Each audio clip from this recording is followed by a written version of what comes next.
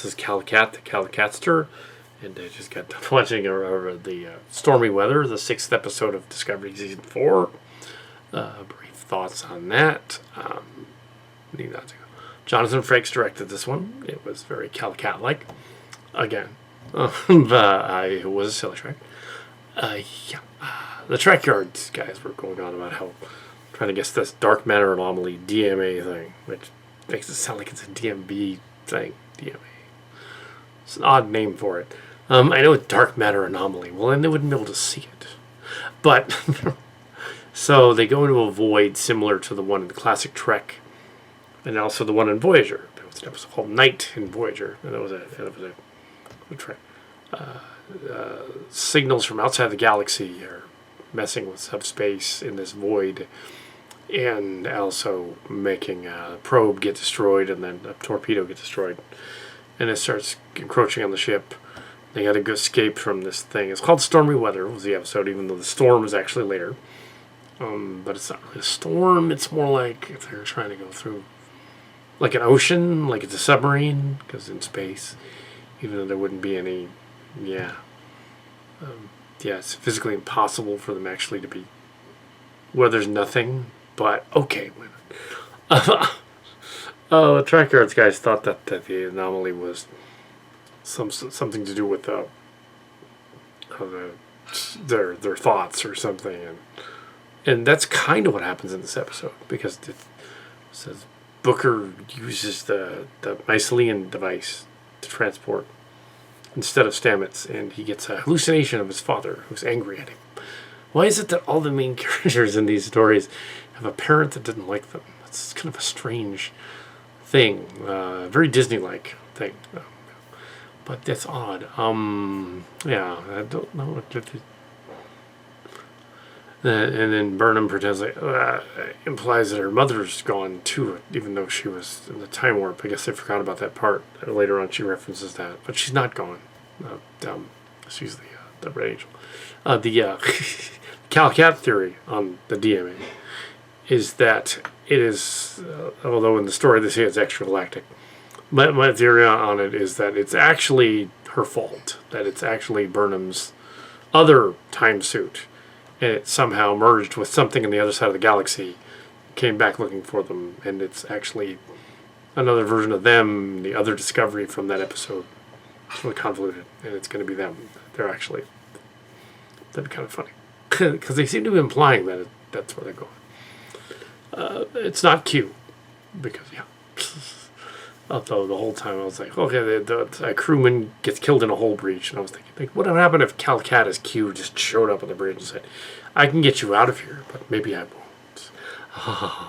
and then he snaps his fingers and pulls the crewman that died back to life. He's like, yes, but I'll let you try and figure it out. That didn't happen. There was no Q in the story, but it would be funny if there was. Anyway, so it's December 23rd. And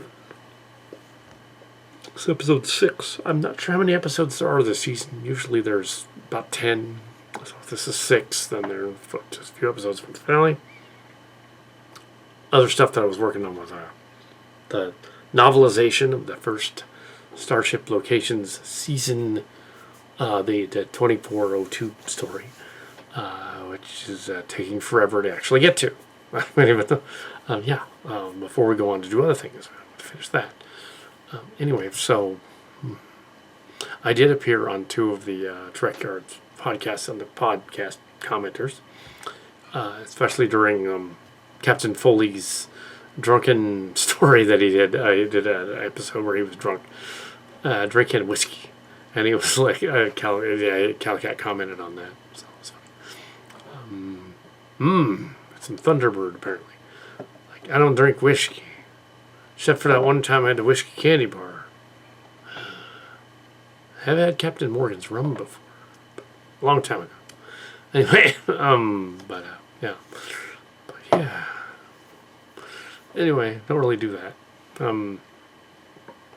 So it's interesting.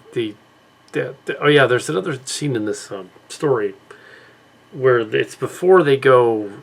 They put a bunch of them in the pattern buffer so they can escape the anomaly, even though that's kind of a silly thing for them to do. Why would turning off life support if they're in the pattern ever work? Why would they do that? Also, distracting the robot computer by giving it games and stuff. It's reminiscent of Hal from 2001. Should they want to do that? Is she going to become control and then screw up the future that hasn't happened yet, or what? No, probably not. They're probably not going to do that because it is a different producer than the one from season 2. It is a different producer. She's probably not going to do that. But these universe-destroying anomaly field thingies, why don't you just explore space and find new planets and stuff? You don't need to have a universal destroying story arc. You can have exploring space and things. For instance, in Strange Worlds, we have just like Strange New Worlds, but Starship Locations. The main emphasis was on the bluegills and the tribbles. Bluegills and the tribbles got together. And they weren't destroying the universe, they were just pestering the universe, which is more fun. Yeah. Anyway, but here, no bluegills. Also, it's interesting that the character that's playing Gray, I guess his name is Gray, yeah. He's kind of a... his skin, the makeup on his skin is kind of odd. Probably got to fix that. Just looks odd. It doesn't quite match the other ones the skin makeup. Well, that is. Yeah. I mean, maybe he's got freckles. I don't know. But maybe. But yeah. They. Yeah. Yeah. So he helps with the computer. He figure things out or something. To figure things out. I wonder why.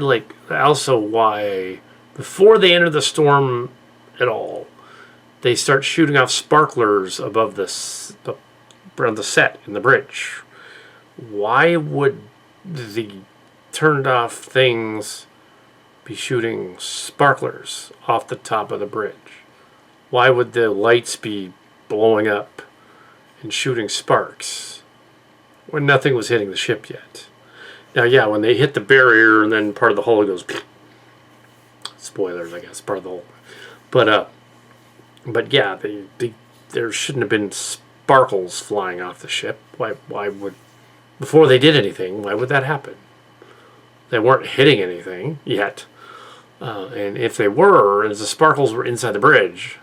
Sparkle, sparkle. This is the Shiny Time Station. Yeah, why would they... that's odd. Why would the hull be doing that? Why would there be electrical charges inside the walls? Did they not have fuse boxes? Now, in the classic Trek, they would do that a lot, but that's just because they didn't know what they were doing. It was the 60s, and they figured, oh, this would be interesting if a ship was sparking and shooting sparks out of the console and stuff, because that would look cool. You know, things would blow up on the bridge. And they did that Next Generation a little in Voyager and the other ships. But they're doing it too much in this show. I think it would be the distant future. They would have redundant fuses and other things.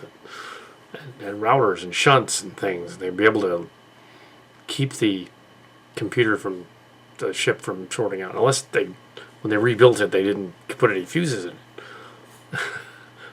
Oh yeah, there's some lightning rods or something. Also, it's a ship. If you do that, if it was a ship underwater, for instance, a submarine or something, you'd be frying the crew every time they went along the bridge. Anything metal would cook the crew a bit.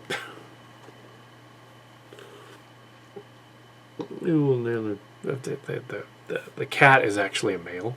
It's playing a female. Yeah. Also, not really the acting is, it tries too hard like it did the last one to be drama where there is none. They'll actually, in this case, they actually created a moment of tension while they were trying to get things going. This one crewman in Staru, for no reason, which she apologizes for, but it's like a good writing team would just cut that scene out because it doesn't add tension. Because you have there was no tension there with them before. Why are you just adding this weird scene where one of them gets frustrated? And the orders are not to be frustrated. It's like, and then there's the other scenes work, but the one with the girl, the Jamaican-looking girl, and Saru just doesn't work because it's not. There's nothing there before. Why would there be something there now? It's strange enough. The book and the other lady tension that doesn't Captain's tension, which doesn't really. Yeah, the guy playing book does a good job acting. Certainly, at times he's acting circles around the main character, around Burnham, which is funny. Certainly that part where he sees the hallucination of his father, he's acting circles around. Stanley Martin Green did start out on stuff like The Walking Dead, so it didn't like they had to have major dramatic chops to do that one there. It's a little odd. It's not one of their worst episodes though. At least with Jonathan Frakes on the directing chair, he tends to bring the characters out more and have them do things, which is cool. Whereas some of the other directors don't really. He's got a knack for bringing out the acting chops. So he probably saw that. Oh, okay, Book is the main character in this story, so we're gonna make him. Even though the captain's there too, we're gonna make him because he's the most interesting. But yeah, some of the objections to earlier seasons of the show were that Mariner. It's not Mariner. That the captain was not. She was just not very interesting. So why do we keep saying Mariner? That's the captain on the other ship. That's the officer on the other ship. It's the lower decks. But so it's not the Red Angel. That if the thing turns out to be the Red Angel suit and its control trying to attack them, doesn't make any sense. That's dumb. I hope they don't do that, but they probably will.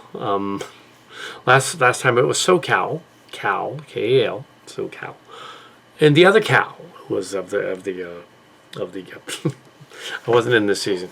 Last season, no, almost was. My name was. my pen name here. Anyway, so that's my review, I guess. Fine. Building tension where there isn't quite any. It doesn't work. But yeah, they just figure things out. They have to make it a little more.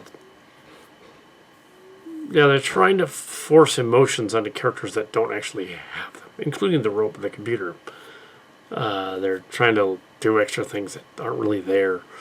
This was an improvement over some of the other ones.